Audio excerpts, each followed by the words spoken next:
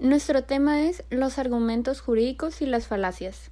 Nuestro equipo está conformado por Aguayo Joana, Barrios Ricardo, Domínguez Melissa, Mesa Joshua, Montalvo Bercín y Vega Lisbeth. La argumentación está referida a la justificación de las premisas, de las decisiones y de los razonamientos. Diciendo esto, nos basaremos en la diferencia de cómo se llevará a cabo la justificación interna y externa en los casos de robo y homicidio. La justificación interna o injustificación consiste en determinar si la conclusión es inferida correctamente de las premisas.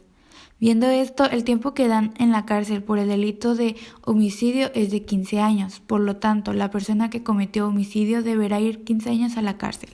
Se puede explicar de esta manera porque en la justificación interna no se pone en duda las premisas fácticas de nuestro razonamiento, al igual que el delito de robar. Si se comprueba que dicha persona cometió tal delito, se hace que se cumpla la ley. Mientras tanto, en la justificación externa se fundamentan las diversas premisas que conforman la justificación interna.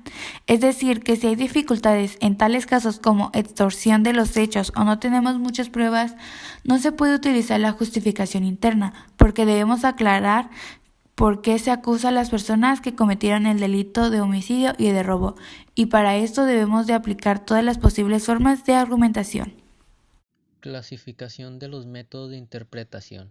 Entre esos métodos podemos encontrar la interpretación declarativa, interpretación correctora, interpretación histórica e interpretación evolutiva. La interpretación declaratoria es aquella que simplemente declara el sentido o alcance de las palabras empleadas por el legislador sin restringirlo y tampoco sin extenderlo. Por ejemplo, cuando se comete un robo y se arresta, se puede, si no se le lee los derechos, se puede usar eso a favor para liberarlo y no se puede restringir ni extenderlo de poner otras pautas. La interpretación histórica es aquella que hace una reflexión acerca de los acontecimientos relevantes para poderlos usar después como ejemplo. Un ejemplo de esto puede ser un asesinato. Si se comete un asesinato con similitudes de uno del pasado y fue condenado el del pasado, se le puede condenar por lo mismo basándose en ese asesinato y en las similitudes que tiene. Les voy a hablar sobre los argumentos jurídicos especiales. Esto se divide en argumento a contrario, argumento a pario simili, argumento analógico, que a su vez se divide en analogía legis o individual, y en analogía iuris o conjunta. El argumento a fortiori y por último el argumento apagógico o de reducción. Y un ejemplo de esta es cuando se comete un asesinato, podemos tener un juicio antes de que nos dictaminen una sentencia y es prácticamente lo que dice este argumento. Tenemos que tener una oportunidad de mostrar nuestra inocencia antes de que se nos dictamine un juicio o en este caso nos metan a prisión. Una falacia es un argumento que parece bueno sin que lo sea. La característica principal del argumento falaz consiste en que los argumentos falaces tienen la apariencia de ser correctos y los convierte en fuentes de confusión y de engaño. Las falacias se clasifican en tres tipos: la formal, la material y la pragmática. La falacia formal ocurre con la falacia de la afirmación del consecuente. En la falacia material se usan razones que no son correctas, y la pragmática determinan si son de carácter retórico o dialéctico. Los principales tipos de falacias. Estas son las lógico-deductivas, que son afirmar el consecuente y negar el antecedente, aunque se sostiene que la principal especie de falacia formal es la petición de principio. Y el principal tipo de falacia lógico-inductiva es la de generalización precipitada.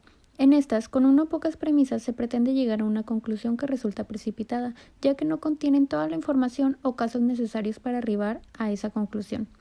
Otros tipos de falacias son del argumento por la ignorancia, la apelación inapropiada a la autoridad, de la pregunta compleja, del falso dilema, de suprimir la prueba, de la falsa analogía, ad hominem abusiva y circunstancial y la falacia del accidente.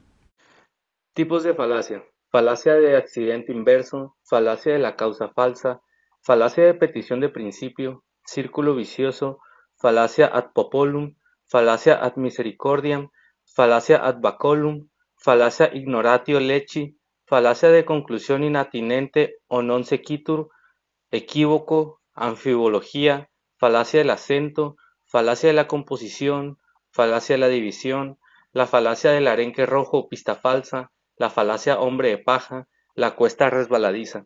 El ejemplo que voy a dar va a ser sobre la falacia ad baculum sobre el asesinato. Un joven es culpado por asesinato por estar en el lugar de los hechos auxiliando al individuo afectado. En el momento que llegan las autoridades, por ser la única persona en el lugar, obligan al individuo que se declare como culpable, intimidándole con causas mayores. El siguiente ejemplo va a ser sobre la falacia de petición de principio en robo.